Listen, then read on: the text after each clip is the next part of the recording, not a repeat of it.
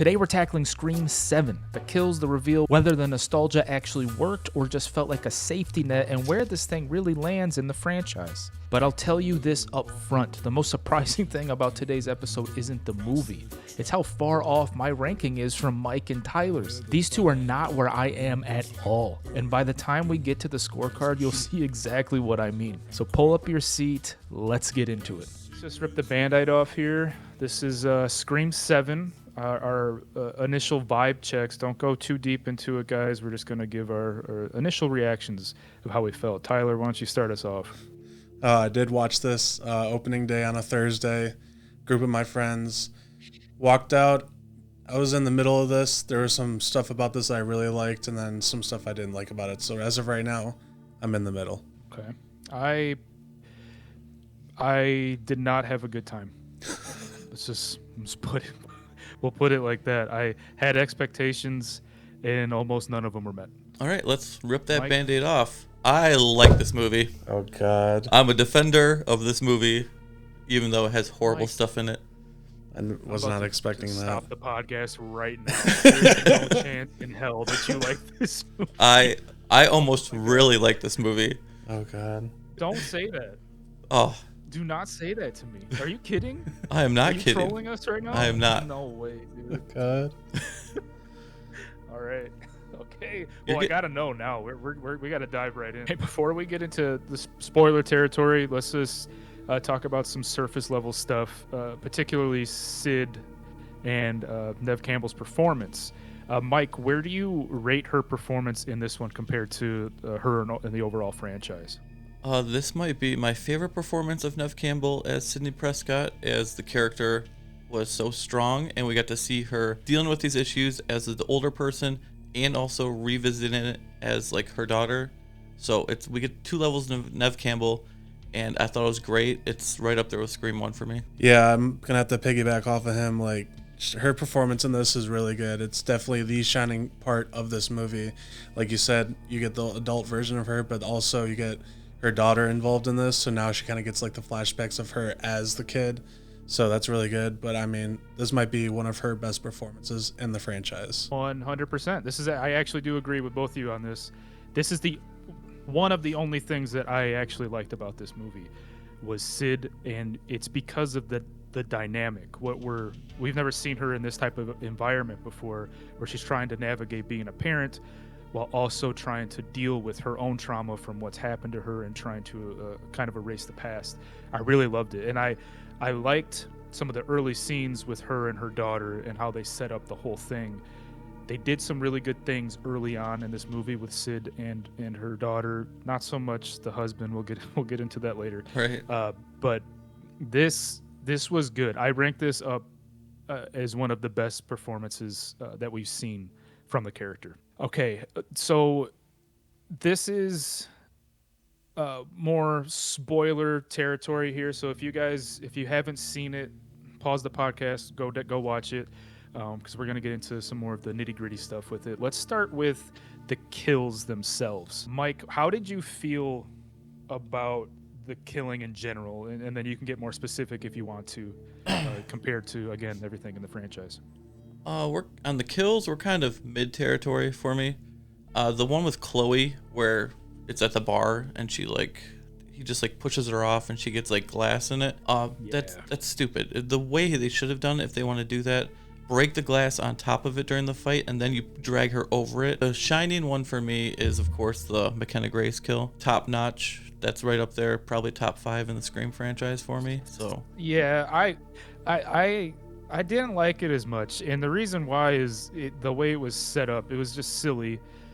There's a lot of questions of why, first of all, why a student was doing this rig move with no guidance from the director or any teacher there for that matter. I don't think that would ever fly.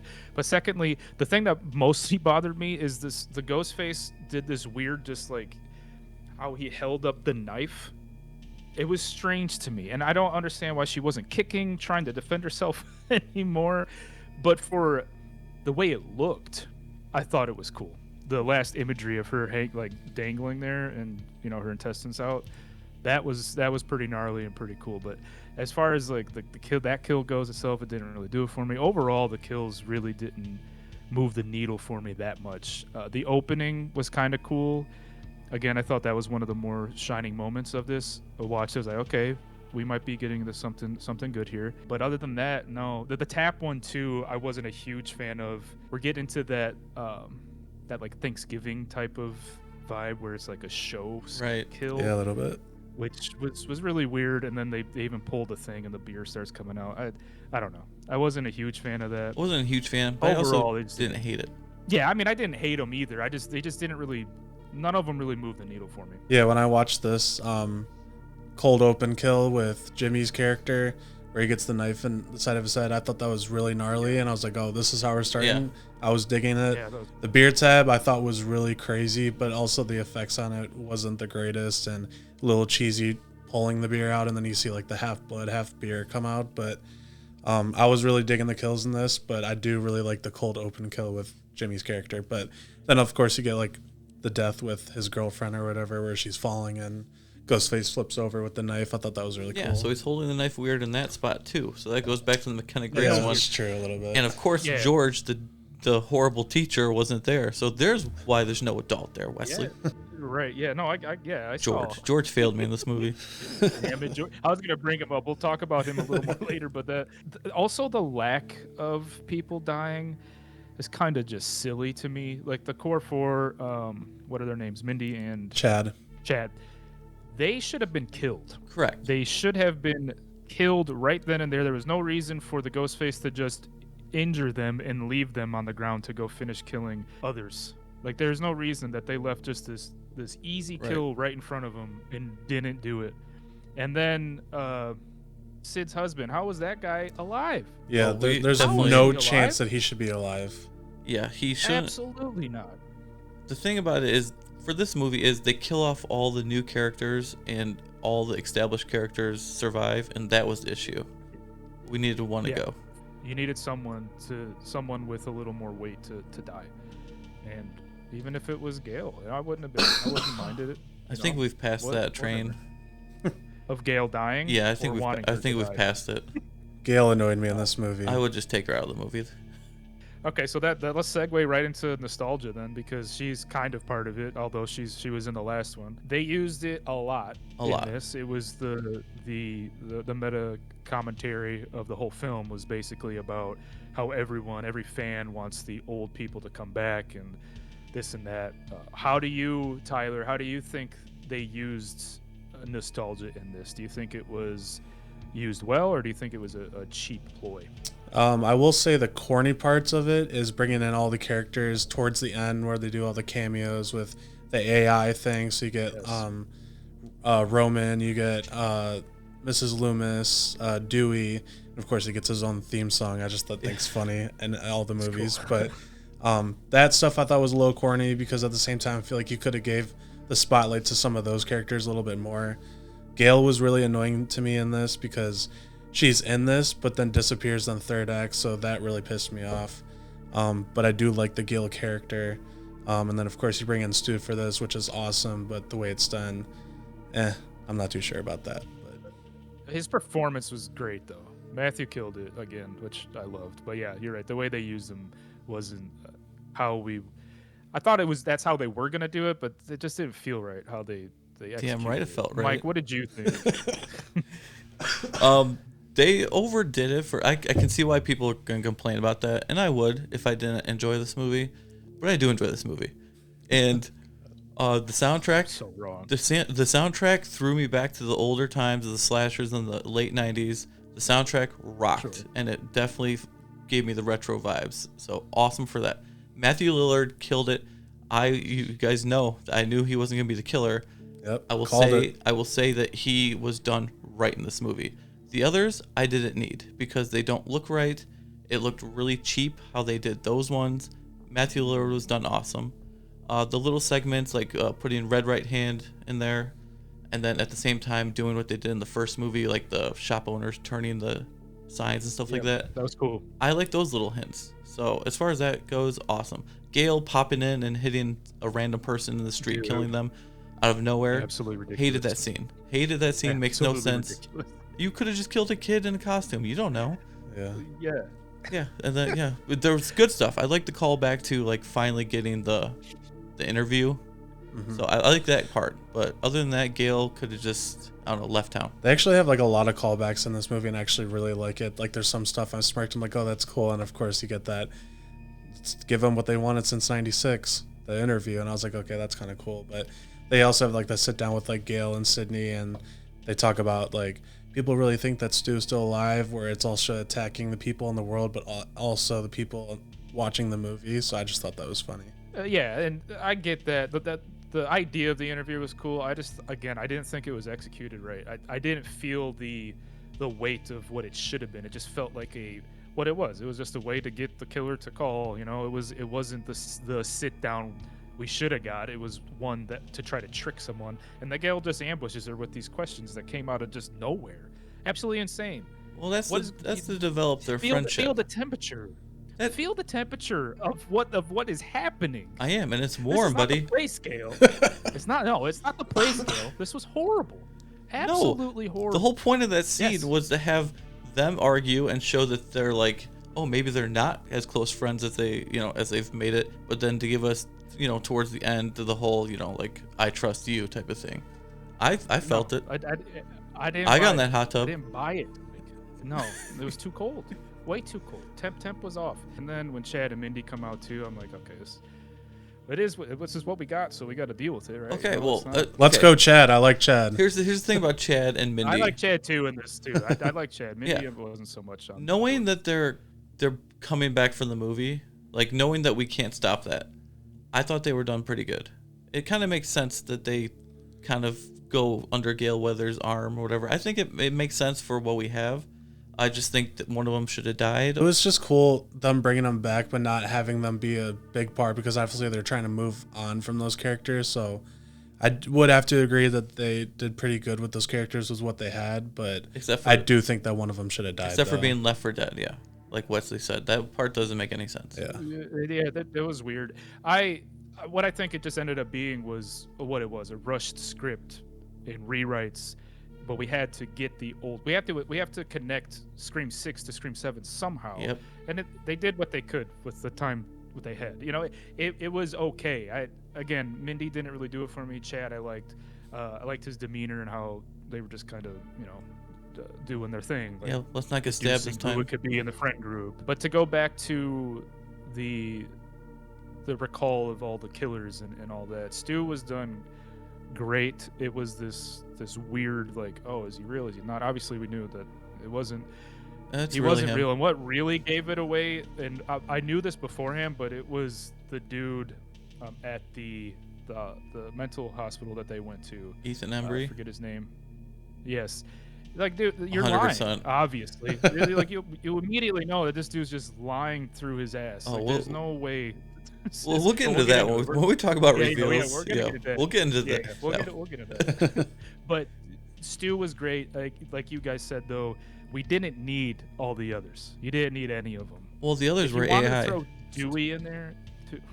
What'd you say? The others were AI. Stu wasn't AI. Oh, right. Yeah, that's right. Stu was actually there. This thing people don't know about. The Dewey thing would have been cool in like a different situation. Yes. To kind of catch Sid off guard. And have Gale there to see it too, which I thought was also kind of a waste. That should have been something Gale saw as well. Exactly. I didn't even think about that. If you had Gale more in the third act, and you used Dewey in a proper way with her, it could have lured her to her death, or a trap to get her not be able to help Sid or something, instead of just Sid not waiting and like running down the street. So Dewey could have been done right. Even though it's like cool to see, Roman and Mrs. Loomis and stuff like that, it doesn't. Roman you could have done something with, because the brother. Mrs. Loomis, that's kind of a random one. That was just the throwaway one for me. But yeah, it got way too weird when they started showing all of them at the end. It looked like, bad we get too. It, guys. You did it with Stu. Yeah, no, they did not look good. But we get it. Like you did it with Stu throughout the whole movie. That's fine. Let's leave it at that, and then get into the reveal. But I don't know. Yeah, so nostalgia for me, it was okay. It was cool to see the callbacks to the first Scream, and those little nuggets of nostalgia. I don't think they did it to an excess until they got to the end. So really, it was cool. I thought it was a cool part of the movie overall. Before we get into the Ghostface reveals, Tyler, do you want to tell us what you got over there? Ladies and gentlemen, I have this yellow piece of paper here, and like we've talked about in the past, Mike can predict almost all these movies, maybe a lot of stuff in the movie, or just like a little tidbit. For future reference, we were at work. He asked me some questions, and he can read just basically off my face or just talking to himself. So, you want me to... Go ahead. I talked for an hour straight, and I was just reading his face, but it was mostly just hearing my thoughts out loud. And yeah, these were what I guessed with Tyler.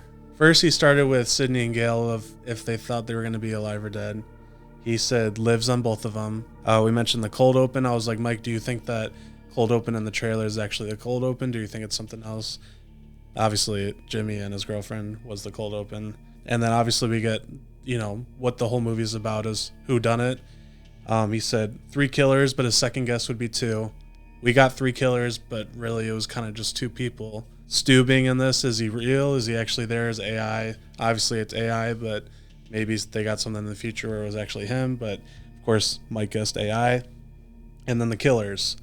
He guessed Anna Camp, which was one of the killers. He guessed Ben, which was Tatum's boyfriend, and he wasn't too confident about that one, but he had to throw it out there.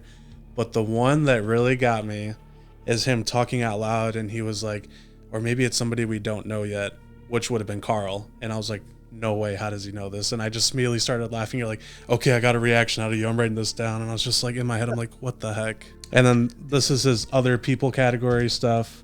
One of them's really funny, actually. He put Tatum lives, which she did, and not the killer, which she wasn't. This is the one. This is the best one. Joel McHale. He said not the killer, which he wasn't the killer. Lives, but should have died. It's exactly what happened. He should have died. I read the trailer because they show him almost die in the trailer, so I'm like, okay, I think he lives. True. He put in parentheses like Dewey style from Screen 5. Neighbor boy, not the killer. That was Lucas. He wasn't the killer. McKenna Grace, not the killer. Does not die. I was wrong about that one. Wrong about that part, but she wasn't the killer. Should have been. George dies. That was his prediction. He thought George was going to be one of the killers, but obviously that didn't happen. That was my old prediction, but... And not the killer. And then Chloe dies, which was one of the other friends. I gave Mike an A on this. He basically predicted this movie. I do too. This is crazy. That's why, Mike, again, you did it again. That's yeah, that's I didn't feel amazing confident job. about it either, though, but yeah. Stupid. Well, let's get right into the Ghostface reveals then. You were spot on with Anna Camp. I mean, we did talk about that, and I think we all felt like she would be a strong candidate when we did our last pod, but we all thought, well, at least the theory was that it was going to be Stu's sister. Obviously, that's not the case. And then you had Carl, this random dude that you thought for sure was just the creepy red herring type, but then it ends up being one of them. And then Marco, which was just, yeah, that was a choice. But Mike, let's start with you since your predictions were so close there. Well, what did you think overall of the reveal itself, the motives, and the characters? Okay, here we go. Oh God, I'm scared. No. I've defended this movie. I said I really, really like this movie. It's one of my favorite sequels. This is the worst reveal in the Scream franchise by far. Okay. Not even close to any of the other ones. I predicted Anna Camp as the killer on her second line. Like, just her first scene, her talking, 2 lines in, I'm like, okay, she's 100% the killer. And I went in. Predictable Yeah, I went in saying she's gonna be the killer or her son. It's not gonna be both. It's gonna be one of the others. I leaned on Anna Camp, but so obvious in her first scene. And then Marco comes in. He has one scene before the reveal. 100% knew it was him right at the get-go because he was teasing, oh, Stu was alive. He was in this room. So he's throwing you off like, oh, Jesus Christ. Do you guys even try to, like, do you guys try anymore to hide this? And then the random guy who pops into the coffee shop or whatever. Carl. That one doesn't bug me too much because he gets revealed early in the movie. So it was a little different. That's so fine. that's fine for me. Jesus, Marco is the most pointless one. These motives are stupid. This is the worst reveal, worst motives. What is his motive? I don't know. It was just because he wanted to see if he could do it, and basically just did whatever she told him to. Stupid. That was it. That was horrible. Absolutely insane. I will say this, going into it, I put the stew stuff to the side because obviously, the last pod we did, I was like, it's got to be stew, it's stew. I was making the whole joke about it, but I think it helped me a little bit putting the stew stuff to the side. So I was trying to figure out the characters. Anna Campa is obviously a pretty decent name for this. So I was like, okay, she's got to be the killer. And of course they show her in maybe like 2 or 3 scenes and then nothing till the very end. So you know that it's going to be her. Her motive being that she was just obsessed with Sidney it's okay, but at the same time it is one of the worst reveals in this franchise. Just the motives for everybody. Like I said, I didn't even know what Marco's motive was, so I was not a fan of that. There's no redeeming this at all. No one can sit here and tell me that they genuinely liked anything about that reveal. It was predictable. It was awful. And also, the reason for her killing her son was just bonkers. Because she reminded him of her husband. So let's horrible. Have him brutally murdered. I think it was just done just to throw people off. Doesn't work. Right. It was kind of like the Quinn thing, but different. And then at the end, you see the husband's still alive. I'm like rolling my eyes completely. There is no chance that this guy is alive right now. Tatum's arc, I guess, kind of was earned at that point. She went from like scared, untrained to being able to handle herself as well as she could in that situation. I thought they handled that decently. There were some things leading up to it that I thought was crazy.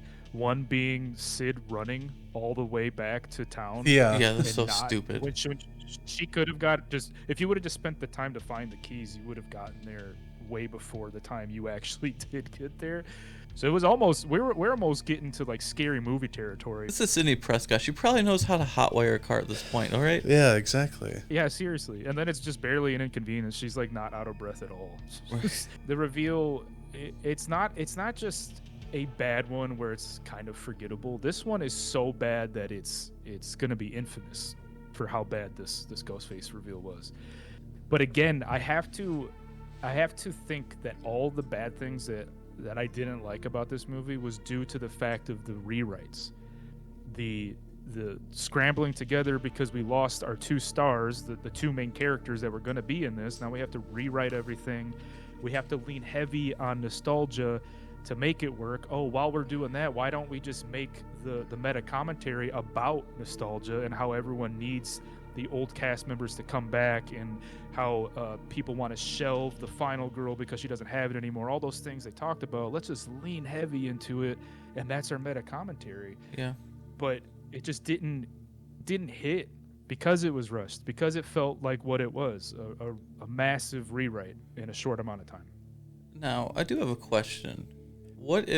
How would you take this ending? Would it change this ending if this was set up for the next movie? Like if they have a plan for the next movie and this is kind of like the Empire Strikes Back to Return of the Jedi, would that help at all if the next one is like really good and it seemed like it was planned, or no?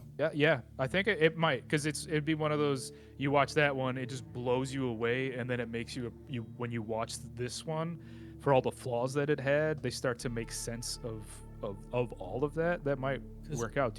I see potential in there. Going into this, you guys remember me attacking like Stu is not dead.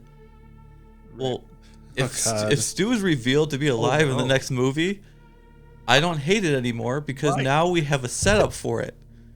I feel like you just hit your head and now you're doing everything a full 180. No. This is how it works.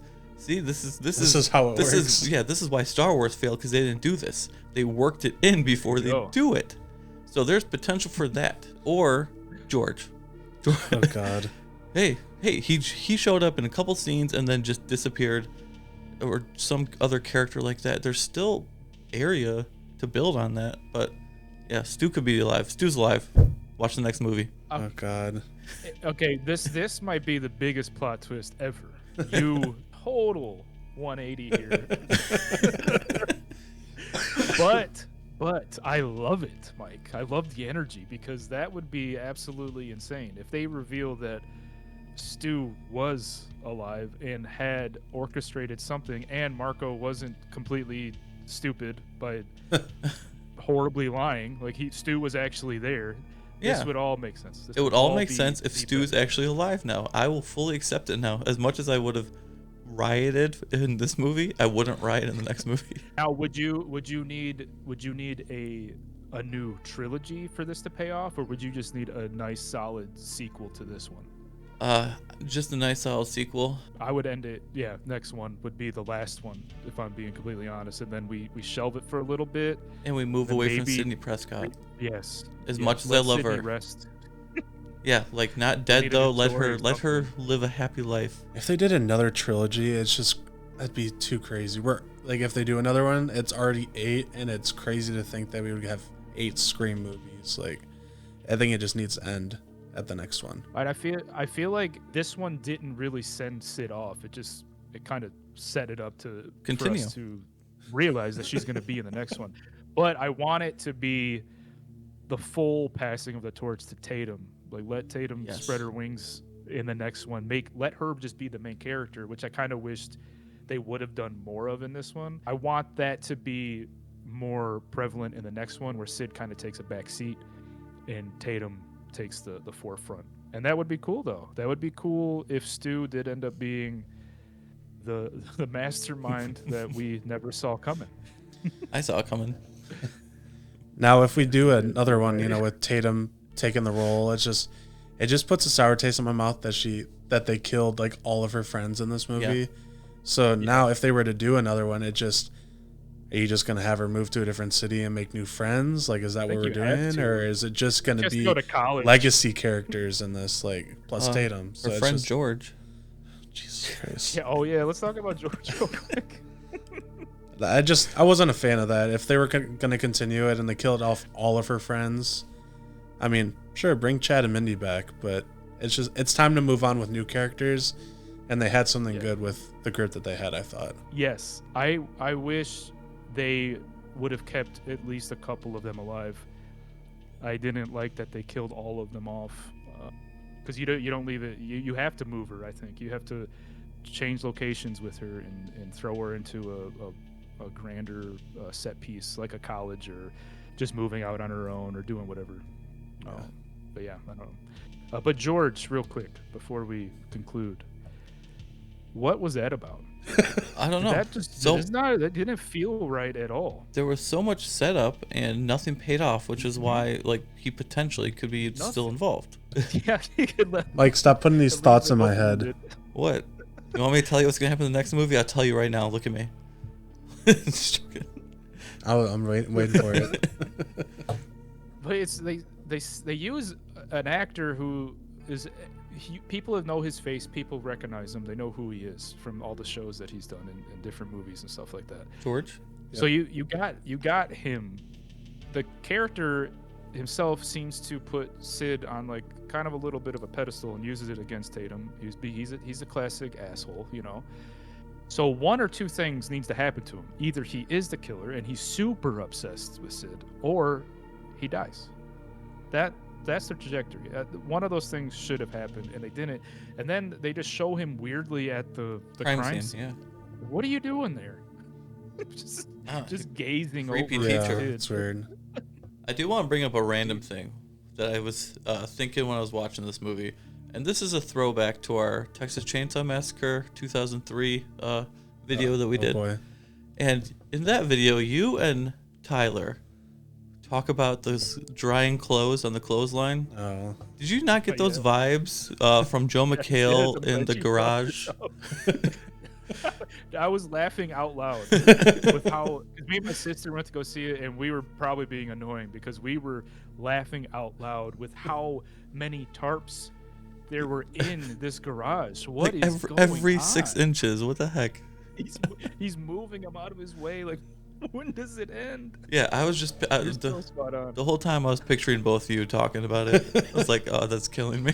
Honestly, didn't really think about it until you bring that up now, and I'm just like, yep, that's basically exactly that. And his character just overall, I didn't like him. I didn't like him at all. I thought he did solid. You didn't. Well, He wasn't like a he shining is the dad, point, right? but yeah. Of Tatum. Let's step in. Yeah. Let's step in on these conversations every once in a while, dude. Don't just sit there and then tell Sid that she was wrong. Yeah. Could you just join the conversation? Because he was giving me stepfather vibes. He was giving me, this isn't my kid, this isn't my lane. I'm gonna let them speak it out, and then maybe I'll talk to the wife afterwards. No, that's your child. You should have a say in everything that's going on here. I need you to speak up. I need you to speak up. I'll speak up. But then he just didn't work for me as what he was supposed to be, because he's a very, very funny guy. And then we're trying to almost take away the comedy completely, because I don't think he made me laugh once. All right, well, time for me to stir the pot a little bit on Oh Wesley. God. I did not hate the Here dad we character that much.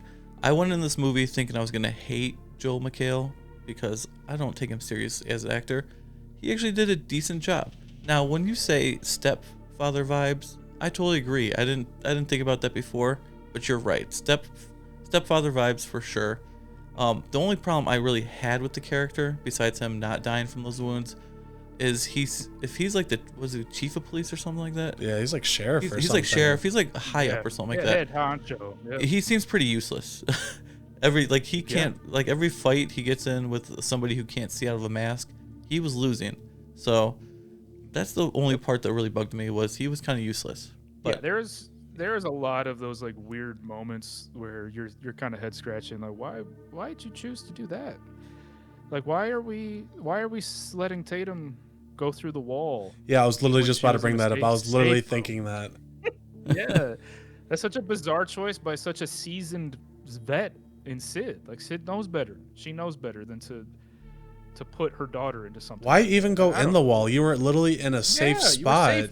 I forgot about that That's what scene the safe room's entirely. for. Yeah, that's one of the dumbest We're scenes. safe in here. She even says that. Yeah. We're safe in here. Okay, let's leave immediately. What? It's one of the What? No. dumbest scenes, not even in a Scream franchise, just in a recent movie I've ever seen. Like it is, completely forgot about it, probably because it was so horrible. Like the wall scene is cool, but that only makes sense if there's a reason for them to be going through the wall. There's no motivation. You are in a safe room. The killer can't get in, and Sidney, there's no way she lets. Like the only her go reason out. that they left is so they could go help Joel McHale's character, but it's dumb. Right. You were in a safe spot, and It's one thing for Sid to go. You want to go save your husband, fine.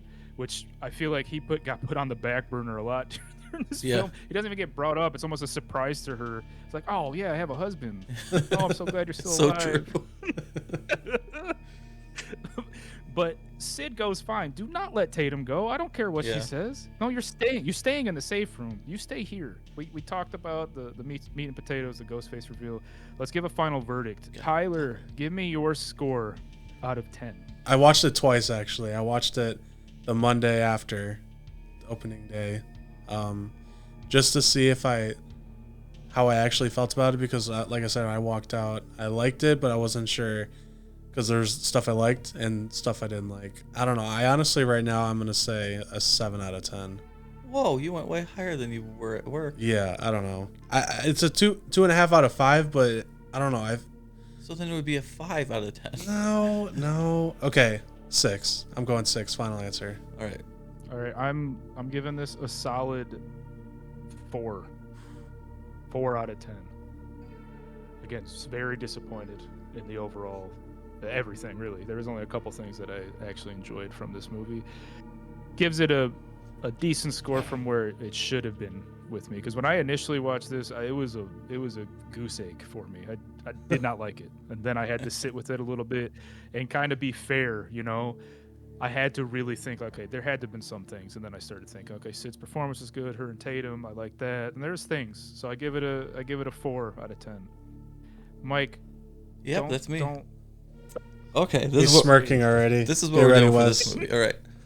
So there is way more bad in this movie than there is good. I'll flat out admit that. There's so many problems, and if you want me to destroy this movie, I can.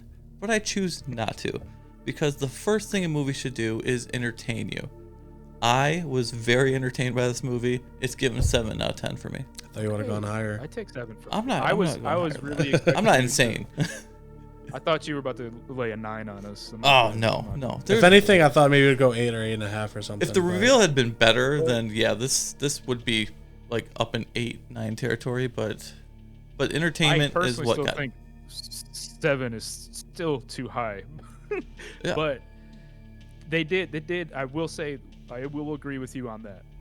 I laughed a lot during this movie, and What- it wasn't. I was gonna because it say was when you supposed shouldn't to have laughed, or Yeah, no. It wasn't meant to make me laugh, but it did. But at the end of the day, if a movie can still do that, it's still entertaining. So, you know, Yeah. I'll be fair though. the Like when zero I out of rewatch this, I can't wait to rewatch this, which is another good sign that it's entertaining. But I could rewatch this and it could drop a point, like because then maybe the flaws hit me a little bit Right. harder. But right now, I And it was could be fully opposite entertained. for me. Yeah. I could go the opposite way. I could rewatch and be like, okay. I don't think you will. I think you go Right. lower. Yeah, no, yeah, I might go low. We should actually revisit it when it comes out digitally and see where our scores stand, if they still do. All right. Well, that was Scream 7. I was very surprised by Mike's score here.